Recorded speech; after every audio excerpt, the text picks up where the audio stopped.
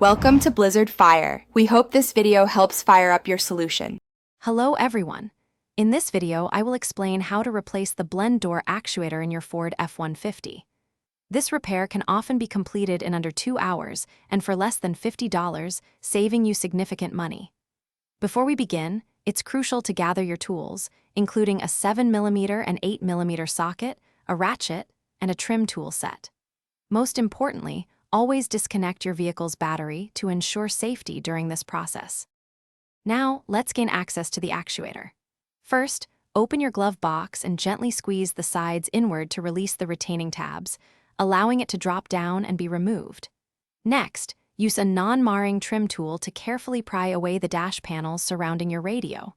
There are typically several clips holding these in place. Once the trim is loose, unscrew and remove the radio or infotainment system, setting it aside to reveal the area behind it. With the radio removed, you should now see the blend door actuator. It's usually a small black box with an electrical connector.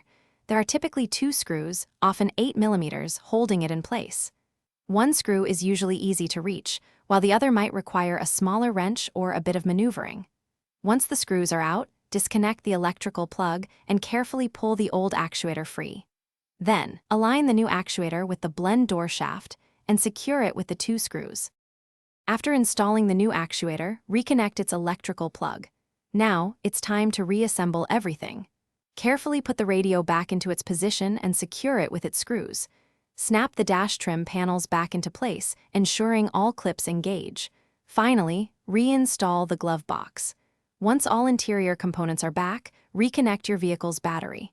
Start the engine and test your climate control system, verifying that you can now adjust between hot and cold air effectively from all vents. Thanks for watching. If you found this helpful, don't forget to like and subscribe.